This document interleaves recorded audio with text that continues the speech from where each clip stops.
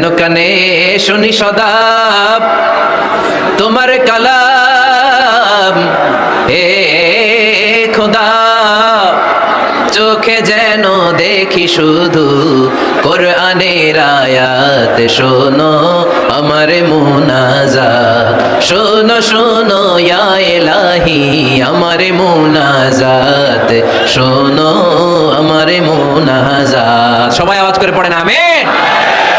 লা ইয়াসখার কওমুন মিন কওম, মুমিন বান্দা কখনো অন্য কাউকে ঠাট্টা করবে না। আমার কোনো ভাই মনে কষ্ট পায়, এরকম কোনো ঠাট্টা বিদ্রুপ খোঁচা মেরে পোক মেরে কথা বলা যাবে না। এটা তার চেহারা নিয়ে না, তার পেশা নিয়ে না, তার বংশ নিয়ে না, তার পরিবার নিয়ে না। তার বাবা চুরি করেছে, আমি কি বলতে পারবো তুই চোরের ঘরের চোর? বলে কি বলে না? কেউ একটু মোটা হইলে তুই মোটুর ঘরের মোটু, চোখে কম দেখলে তুই কানার ঘরের কানা। আছে না নাই? না না, স্টপ, থামেন, অনেক হয়েছে। আর না, এগুলো বলা যাবে না। কারো আকৃতি নিয়ে খোটা দেয়া, ঠাট্টা করা, এটা স্বয়ং আল্লাহর সাথে ঠাট্টা করা শামিল, ঠিক কিনা? কারো নাক যদি ছোট হয়, এর কয় বোচা, তোর নাক বোচা। ফেরিতে আপনারা কি বলেন? হ্যাঁ, তো এই যে যার নাক বোচা হয়েছে, ও কি নিজে বানাইছে? যার নাক খাড়া, এটা বানাইছে কে? যে কালো, বানাইছে কে? সাদা শুভ্র, বানাইছে কে? তার মানে কারো আকৃতি নিয়ে যদি আপনি ঠাট্টা করেন, স্বয়ং আল্লাহর সাথে ঠাট্টা করলেন।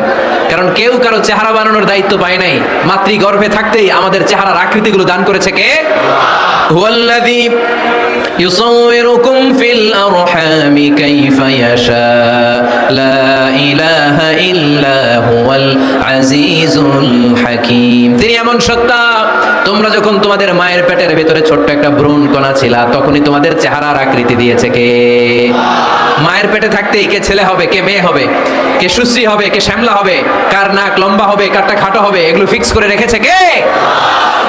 এজন্য কখনো কারো চেহারা, কারো আকৃতি নিয়ে ঠাট্টা বিদ্রুপ করা যাবে না।